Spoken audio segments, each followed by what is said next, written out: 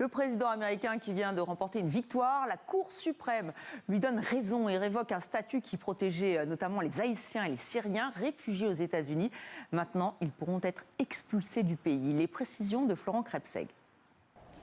Cette décision des juges de la Cour suprême à 6 voix contre 3 va bouleverser la vie de 6 000 Syriens et de 350 000 Haïtiens qui ont fui les catastrophes naturelles, la malnutrition et les violences.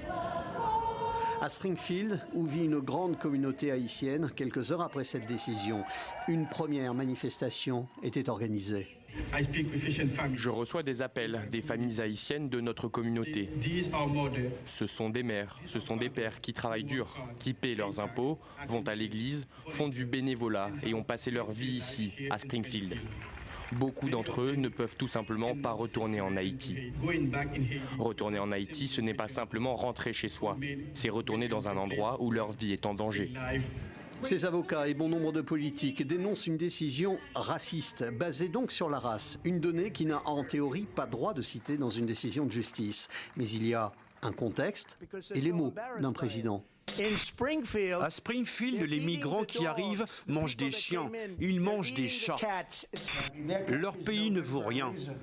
Leur pays est pourri et on ne veut pas de chez nous.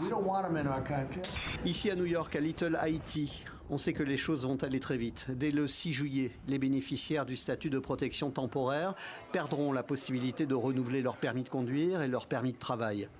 Ils basculeront dans l'irrégularité et seront donc exposés à des procédures d'expulsion. Dans ce quartier, tout le monde a à l'esprit ces 4 Haïtiennes expulsées des États-Unis en février dernier. Quelques jours plus tard à Haïti, elles avaient été retrouvées, décapitées, leur corps jeté dans une rivière. Cette décision de la Cour suprême, elle fait écho à un autre arrêt beaucoup plus ancien et tout aussi controversé. Bonsoir Slimane Zeguidour. Bonsoir. De quoi s'agit-il ? Alors il s'agit de l'affaire Dred Scott qui avait défrayé la chronique aux États-Unis et le Télégraphe aidant la chronique internationale de l'époque. Dred Scott était un esclave qui était né en Virginie, donc dans les États du Sud esclavagistes. Il était la propriété privée d'un militaire qui, au gré de ses affectations, s'était retrouvé dans les États du Nord abolitionnistes. Et la tradition à l'époque juridique était que quand on séjournait dans un État libre abolitionniste en tant qu'esclave, on devenait affranchi et on devenait un citoyen libre. D'où la devise de l'époque, libre un jour, vivre toujours.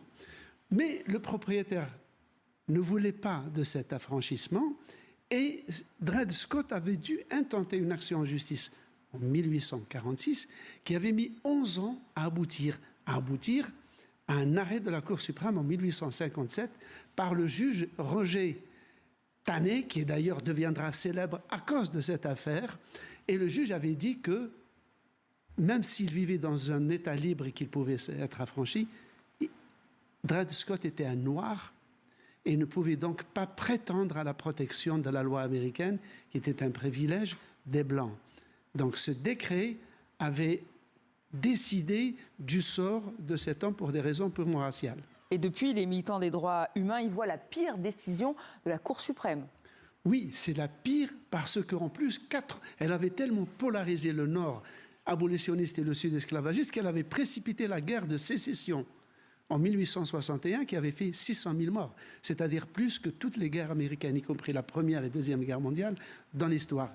Aujourd'hui, l'impact de cette loi dont Florent Krebseg venait de parler concerne 1 300 000 citoyens immigrants issus de 17 pays qui ont cette épée de Damoclès sur la tête. Et là aussi, ça repose effectivement sur un argument racial, comme vous nous l'avez expliqué.